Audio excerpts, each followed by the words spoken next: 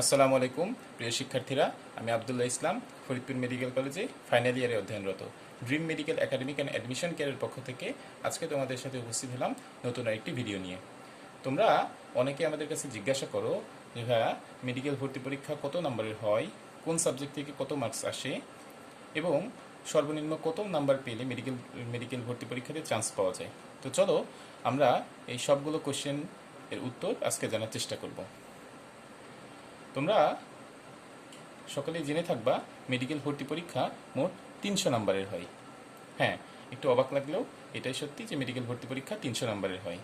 এর মধ্যে 200 নম্বর আসে তোমাদের এসএসসি এবং এইচএসসি রেজাল্ট থেকে, আর 100 নম্বরের পরীক্ষা তোমরা ভর্তি পরীক্ষার দিন উপস্থিত হয়ে পরীক্ষা কেন্দ্রে 100 নম্বরের পরীক্ষা দিয়ে থাকো।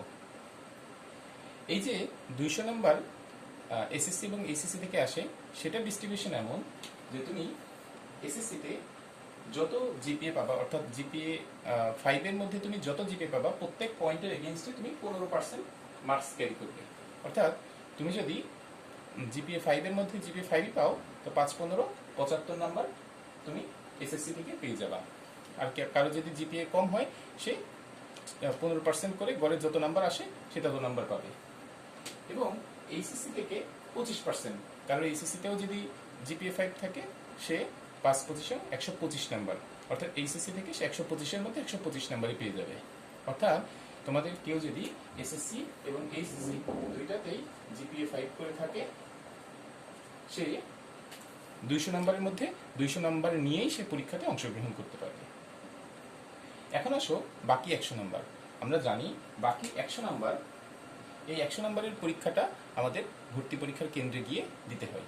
যে পরীক্ষাটা হয় অবজেক্টিভ বেসড। এখানে আমাদের 100টা অবজেক্টিভ থাকে। এই 100টা অবজেক্টিভের মধ্যে জীববিজ্ঞান সাবজেক্ট থেকে আসে 30টা অবজেক্টিভ, রসায়ন থেকে আসে 25টা, পদার্থবিজ্ঞান থেকে আসে 20টা, এবং ইংরেজি থেকে কোশ্চেন থাকে 15টা, এবং সাধারণ জ্ঞান থেকে কোশ্চেন থাকে 10টা। এই টোটাল মিলে আমাদের 100টা অবজেক্টিভ পূর্ণ হয়।